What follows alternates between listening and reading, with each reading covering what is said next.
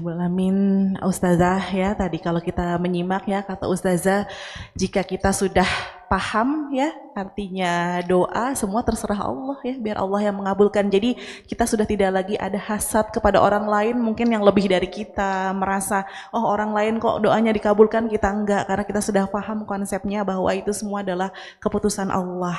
Baik, alhamdulillah ibu-ibu sekalian, mungkin setelah ini kita akan membuka sesi tanya jawab.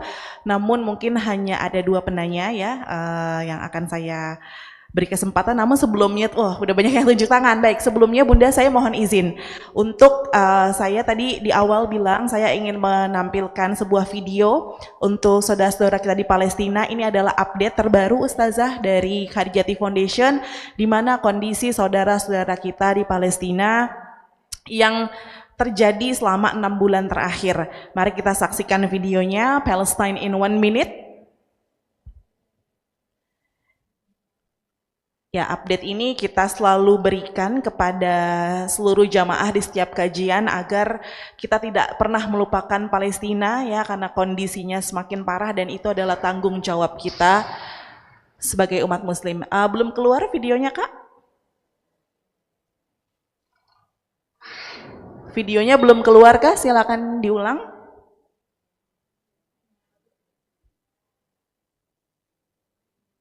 Ya.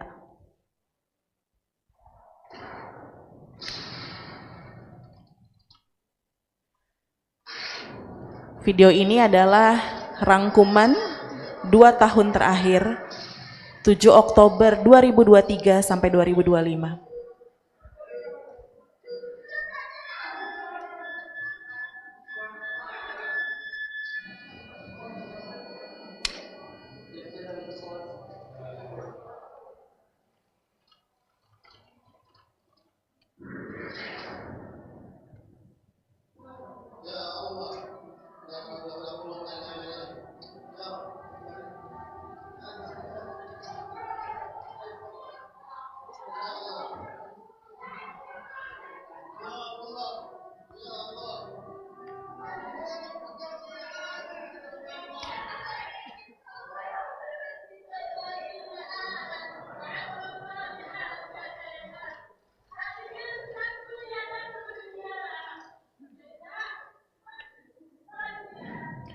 Banyak sekali dari ibu-ibu di Palestina yang memungut potongan jasad anaknya dan dikumpulkan dalam satu kantong plastik, dan mereka hanya bilang apa? Inna lillahi wa inna ilaihi roji'un, hasbunallah wa ni'mal wakil, alhamdulillah anak saya syahid. Itu yang mereka ucapkan. Apa yang keluar dari mulut mereka adalah ucapan baik untuk Allah, prasangka baik untuk Allah. Inilah saudara-saudara kita di Palestina, dan berikut adalah kondisi di mana 6 bulan terakhir ini bantuan makanan tidak bisa masuk ke dalam Gaza. Kita simak dalam Palestine in 1 minute, kondisinya kelaparan dan anak-anak kita meninggal dalam keadaan yang kurus kering di Palestina. Silakan diputarkan.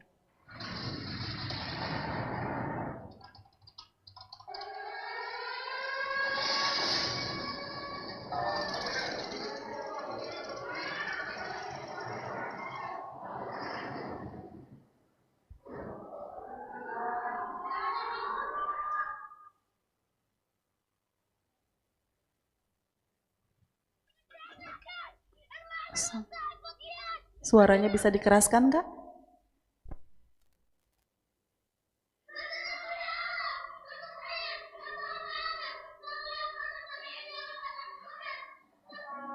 Ini adalah ribuan truk yang tidak masuk ke dalam Gaza karena diblokade oleh Zionis. Dan banyak sekali ribuan anak-anak kita meninggal dalam keadaan kurus kering seperti ini karena susah sekali mendapatkan makanan. Bahkan ketika makanan bisa masuk ke dalam Gaza, inilah kondisinya. Mereka tetap harus mengantri dengan ember-ember kecil, baskom-baskom kecil untuk mengantri kuah panas dan juga nasi. Dan kuah itu tidak jarang tersiram ke kepala mereka, Ibu. Dan Ibu tahu berapa harga seporsi kuah dan nasi itu, Bu? 500.000, Bu.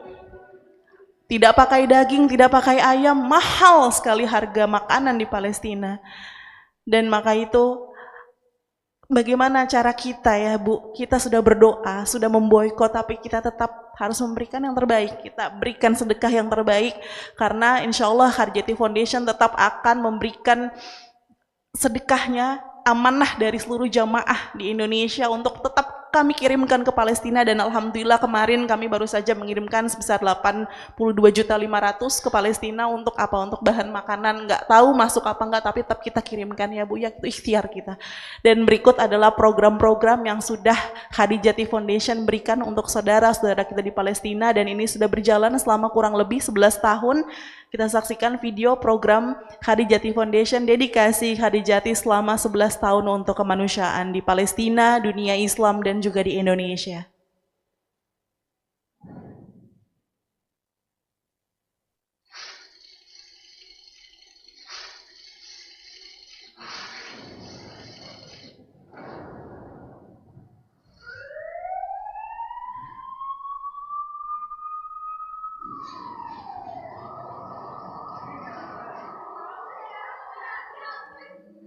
Banyak sekali dari relawan kami di Palestina yang sudah syahid ya Bu ya. Mudah sekali di sana untuk mendapatkan relawan, tapi mudah juga mereka untuk pergi. Mereka syahid. Tapi inilah yang mereka lakukan bersama Khadijati Foundation selama ini. Membagi-bagikan makanan kepada para pengungsi. Membagi-bagikan kursi roda, pakaian. Di sana juga mereka mengadakan kegiatan trauma healing untuk anak-anak, kholaqoh Quran. Bahkan ambulan yang tadi Ibu lihat itu sudah dibom ya Bu, ambulan Khadijati sudah dibom. Dan ini kursi-kursi untuk sholat di Masjidil Aqsa. Kami juga mengadakan buka puasa bersama setiap tahun di bulan Ramadan, membagi-bagikan daging kurban. Alhamdulillah program-program ini terus berjalan karena bantuan yang maksimal dari seluruh jamaah Khadijati Foundation di seluruh Indonesia.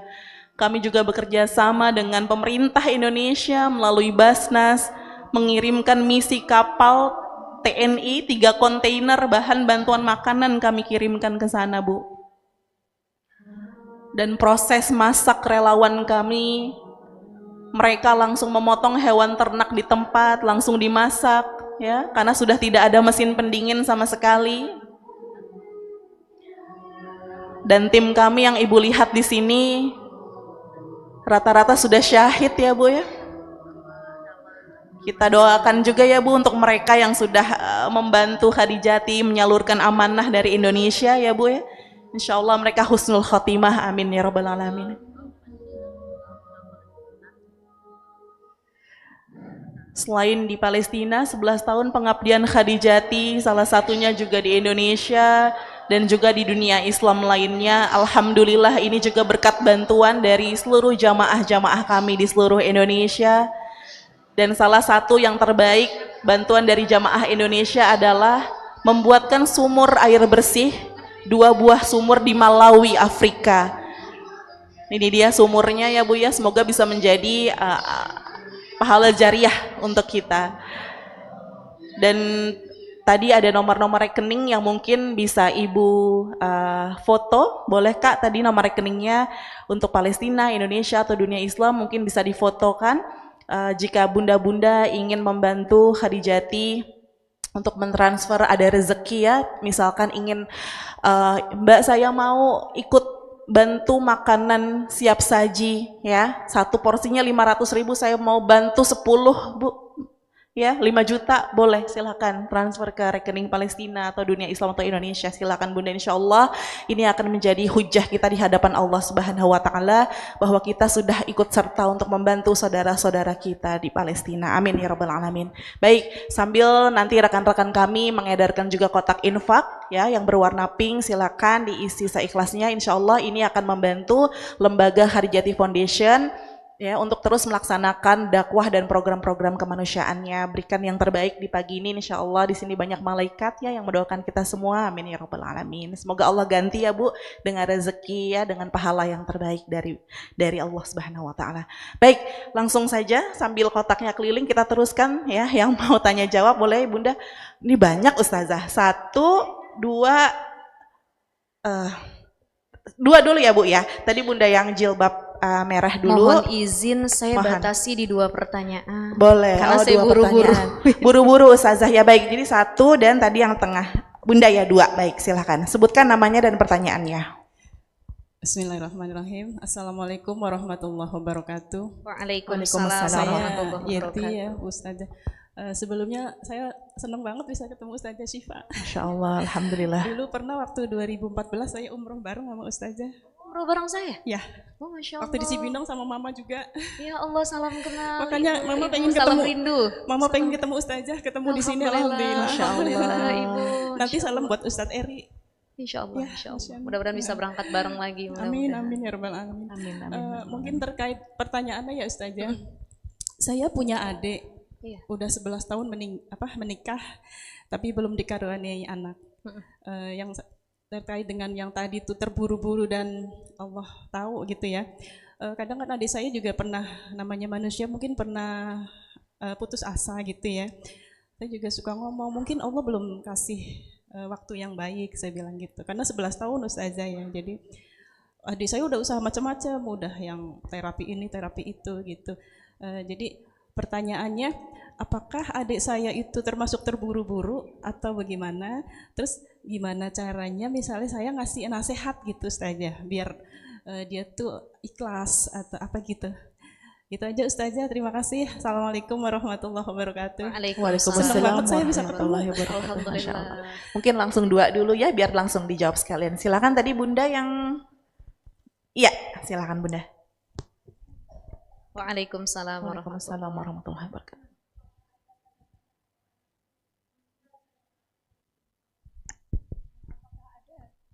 Caranya gimana kita itu bisa mencapai husnul khotimah kalau kita meninggal nanti. Itu aja Ustazah. Assalamualaikum warahmatullahi wabarakatuh. Waalaikumsalam warahmatullahi wabarakatuh. Baik, saya izin jawab dulu pertanyaan ya para bunda ya. Ibu, Masya Allah senang sekali dipertemukan kembali. Dulu mungkin bareng sama saya ya, saya yang mimpin ya, waktu 2014. Insya Allah yang belum berangkat mudah-mudahan bisa berangkat lagi. Yang sudah berangkat juga berangkat lagi. Yang belum diberikan panggilan terbaik dari Allah. Baik, terkait keturunan. Ini kan termasuk hajat ya. Setiap kita lagi berjuang tadi dengan ujiannya masing-masing. Ujian itu salah satunya adalah lamanya punya keturunan bagi orang yang sudah menikah. Jadi ada orang udah nikah, mana sih ujiannya? Oh, ternyata ujiannya itu lamanya punya keturunan. Dalam sisi yang lain dia baik. Di situ dia diuji kesabarannya oleh Allah. Maka apakah adiknya termasuk dalam kategori yang terburu-buru? Tidak sebenarnya. Selama dia tidak memaksa dan mendikte Allah, itu nggak terburu-buru. Yang dilakukan selama 11 tahun adalah ikhtiar. Jadi ikhtiar itu nggak boleh dihempaskan, artinya ditiadakan. Kita hidup nih 2 yang harus balance. Doa, usaha, akhirnya tawakal. Doanya lancar, usaha ikhtiarnya sudah sekuat tenaga, sudah maksimal, baru hasbunallah wa ni'mal wakil, ni'mal maula wa ni'man nasir, la haula wa la quwata illa billah. Saya udah ikhtiar ya Allah 11 tahun, program apapun udah saya ikuti. Yang bayi tabung, inseminasi, doa-doa, makanan, merubah lifestyle, cara hidup saya, ya saya sudah ikutin. Boleh nggak? Ya boleh aja, itu namanya ikhtiar. Jadi itu bukan bagian dari terburu-buru, tapi berikhtiar dengan keinginan yang ada, dan pada akhirnya nanti Allah yang tahu waktunya kapan. Nah saya punya kisah juga nih, saya punya ayah saya punya kawan. Ya, kawan ayah saya ini seorang Habib, ya, Syarifah istrinya Syarifah, suaminya Habib, ya itulah ya, kan di Indonesia banyak ya seperti itu. Saya bukan masalah di gelarnya, bukan, tetapi bagaimana keajaiban yang ada pada kehidupan mereka. Mereka suami istri ini, zuriyah Rasul ini, sudah menikah kurang lebih sekarang ya, sekarang mungkin usia mereka sudah 50 tahunan gitu, 50 tahunan di bawah ayah saya. Kira-kira waktu itu sudah menikah 25 tahun. Jadi mungkin kita, ya semua kita kan berjuang dan dengan tangisannya masing-masing, ya Allah, saya 6 tahun belum punya anak, kok dia baru sebulan udah langsung jadi anak ya tadi ya Bu ya. Saya udah 10 tahun, udah 11 tahun, kok dia cepet banget ya, nggak perlu program langsung jadi anak. Ini kawan ayah saya 25 tahun menunggu kehadiran buah hati. Semua udah dicoba ikhtiar apapun. Tapi kembali tawakal, ketika di usia pernikahan yang ke-25, mereka sudah berdamai. Mereka bilang gini, kata istrinya, biasanya kan yang paling baperan, paling mudah terpukul tuh perempuan. Paling gampang kena hasutan omongan orang. Ya, kok kamu belum punya anak sih? Gimana sih udah lama nikah dan lain sebagainya. Akhirnya istrinya ngambek sama suaminya. Ya emang aku kenapa gak bisa punya anak dan lain sebagainya. Ini istrinya yang bilang sama suaminya. Abi, mama udah berdamai deh. Kita mau dikasih sama Allah, alhamdulillah. Gak dikasih, ya udah. Mungkin bukan jalannya di situ. Anak itu setelah mama pikir-pikir, anak itu bonus dalam pernikahan. Dia bukan tujuan utama. Karena tujuan utama menikah adalah saling mengingatkan untuk dekat sama Allah. Kalau sendirian lebih sulit ingat sama Allah, maka cari kawan dengan berumah tangga agar lebih mudah dekat sama Allah. Lama. Dia bilang saya udah berdamai. Ya udah lebih, nggak apa-apa. Mama sekarang udah nggak denger lagi omongan orang. Ya udah, lillahi ta'ala, la haula wala quwata. Pada titik keadaan mereka sudah pasrah sepasrah-pasrahnya, bahkan ikhtiar promil apapun udah nggak dilakuin Bu. Wajib udah nggak ada. Udah lillahi ta'ala ya. Udah capek minum obat apa semua udah nggak. Kita nikmati, kita enjoy sebagai suami istri. Kita nikmati hidup dari Allah yang luar biasa ini. Qadarullah wa masya'a fa'ala hamil. Tanpa promil apapun. Hamil alami dan ibu-ibu tahu yang dikandungnya adalah bayi kembar 4 orang.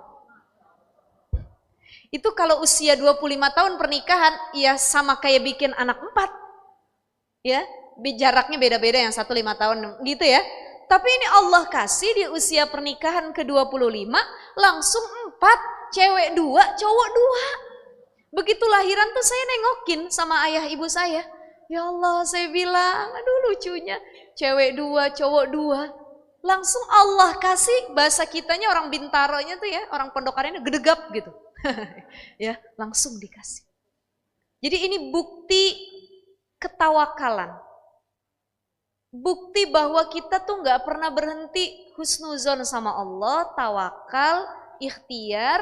Ya udah, la haula wala quwata illa billah. Allah yang tahu yang terbaik, bahkan nggak disangka-sangka. Yang tadinya ya udah nggak dikasih anak juga udah nggak apa-apa kok Bi. Saya udah ikhlas, kata istrinya. Justru Allah kasih di saat kita sudah belajar ikhlas terkait takdir Allah, baru Allah hadirkan. Makanya tadi kan saya bilang sama ibu-ibu, pernah nggak, sering ngerasain nggak, ibu udah nggak mengharap doa itu lagi dikabul, nggak. Tapi justru di titik ibu sudah tidak mengharap, malah Allah kasih. Betul ya? Jadi Allah tuh pengen nguji kesabaran kita dulu, ikhtiarnya kita. Dan proses ikhtiar itu bukan terburu-buru, melainkan itu adalah proses bagaimana kita bertahan dalam kehidupan ini, hasilnya biar Allah. Jadi kalau terburu-buru itu cirinya adalah tatkala dia memaksa Allah, dia menyalahkan banyak orang lain di sekitarnya, itu namanya terburu-buru. Contoh, istrinya gak hamil-hamil, kata suaminya, kayaknya kamu yang mandul deh. Kalau aku nih gak ada keturunan mandul, aku nih subur semuanya. Atau istrinya yang bilang, kalau aku ya subur dari keluarga aku, sepertinya kamu yang kelelahan jadi suami. Kamu yang gak bagus kayaknya, sumbernya dan lain sebagainya. Bukan aku, saling menyalahkan, saling mencari kesalahan, dan tidak terima dengan takdir Allah, udah akhirnya tadi memaksa Allah, itu yang namanya terburu-buru. Coba kalau saling kolaborasi, menguatkan, ya udah kita ikhtiarnya kencangin lagi, kita sama-sama saling doa ya Mah ya, iya Pak, udah enjoy, tiba-tiba Allah kasih. Jadi husnuzon itu penting ya, seperti itu ya Bunda ya. Saya salam sama adiknya, mudah-mudahan insya Allah segera diberi keturunan, Dan Amin. tahu nggak Ibu, kalau kita punya hajat, pengen doa kita cepat dikabul, jangan cuman doanya dari lisan kita, tapi sering minta doa dari lisan orang lain. Karena kita nggak tahu doa mana yang dikabul, dari mulut siapa. Siapa yang dekat sama Allah. Jadi kalau dekat sama siapapun ketemu, doain saya ya, doain adik saya ya, doain ayah saya ya. Kita nggak tahu doa mana yang diijabah sama Allah. Ya, ya. Baik, yang kedua, apa ciri-ciri orang wafat dalam keadaan husnul khatimah? 1, wafatnya dalam keadaan beribadah kepada Allah. Ada orang wafat dalam keadaan sujud, ada orang wafat dalam keadaan zikir, ada orang wafat dalam keadaan baca Quran, ada orang wafat dalam keadaan mengaji, ada orang wafat dalam keadaan yang baik, sedang melakukan hal yang baik. Ini namanya husnul khatimah. Husnul artinya baik, khatimah penutup. Jadi penutup yang baik. Kenapa? Karena akhir penutup hidupnya ditutup dengan yang baik. Ya. Lantas apakah ciri su'ul khatimah? Di antaranya adalah orang yang akhir hidupnya wafatnya dalam keadaan bermaksiat. Cuman tetap kita nggak bisa su'uzon. Husnul khatimah atau su'ul khatimah itu adalah predikat yang Allah beri kepada makhluk, bukan makhluk terhadap makhluk. Nggak bisa kita bilang, kita simpulin dia tuh husnul khatimah. Sependapat saya, sepenglihatan saya sepertinya memang husnul khatimah, tapi wallahu alam ya, kalau pandangan Allah gitu. Sepandangan saya cara mati demikian su'ul khatimah, tapi wallahu alam, Allah yang punya pandangan terhadap hambanya gitu. Jadi kembalikan lagi kepada Allah. Lalu ada nggak kiat-kiat agar kita husnul khatimah? Banyak kiat-kiatnya. Yang pertama, sering berdoa kepada Allah. La yuraddul qada illa du'a. Nggak ada yang bisa merubah takdir, ketetapan, kejadian apapun kecuali doa kepada Allah. Tadi Allahumma inna nas'aluka husnal khatimah wa na'udzubika min su'il khatimah. Ya Allah, dengan ridhamu mudahin aku husnul khatimah. Yang kedua, biar husnul khatimah apa? Ada dalam hadis Nabi SAW, sayati zamanun ala ummati yafirrunal ulama wal fuqaha fayabtaliyahumullah bisalasatin baliyah.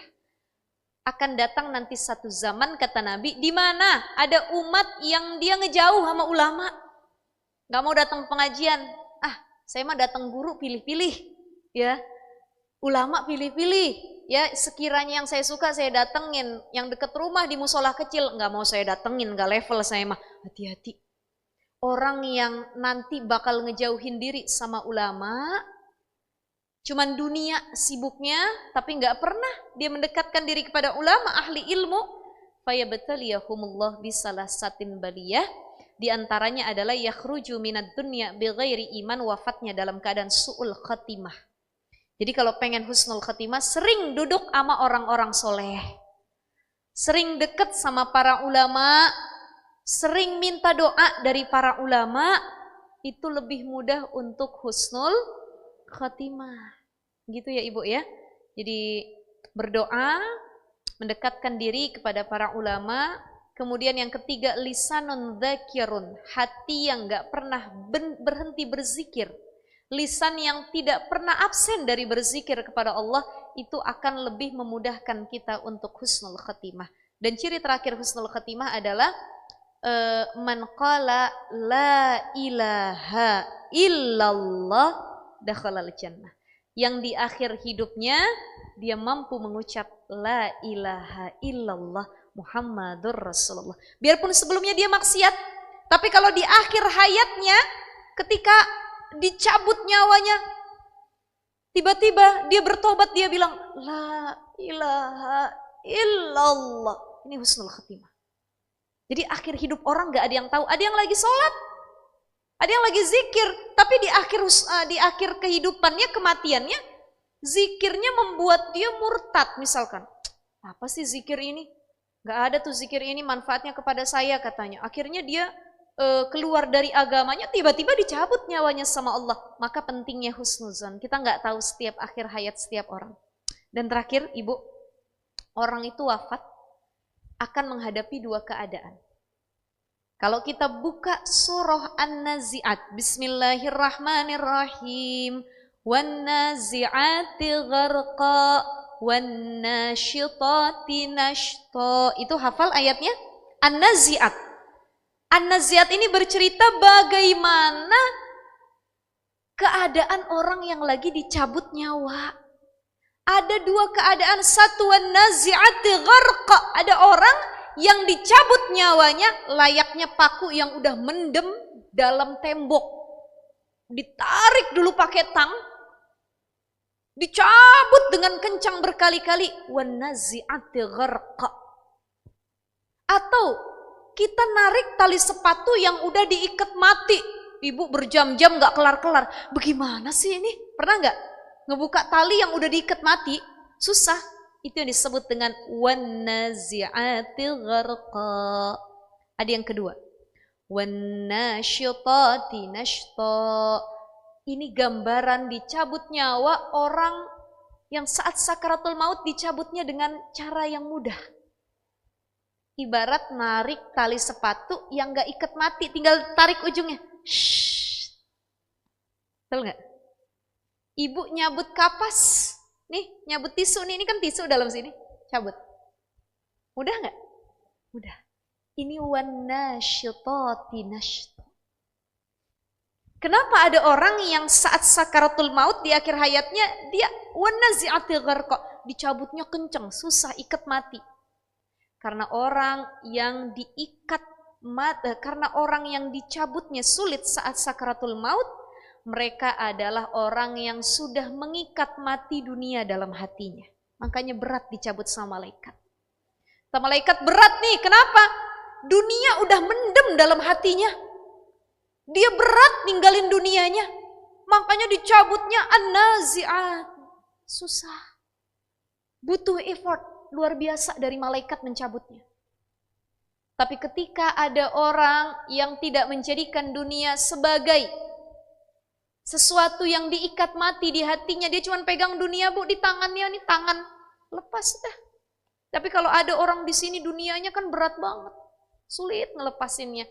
Di tangan dia pegang, diambil sama Allah, udah lepas. Wan-nasyitati nashta. Dunianya nggak diikat mati di hatinya, gampang dicabutnya. Mudah-mudahan Allah hadiahkan kita, Allah izinkan kita menikmati kematian yang husnul khatimah. Amin. Dicabut nyawa dengan sangat mudah. Amin ya rabbal alamin. Diakui sebagai umat Nabi Shallallahu Alaihi Wasallam. Dan insya Allah doa kita yang baik-baik semua dikabul oleh Allah. Amin ya Tujuan rabbal kita alamin. apa? Ridha Allah dan surganya Allah. Baik, itu saja. Assalamualaikum warahmatullahi wabarakatuh. Waalaikumsalam.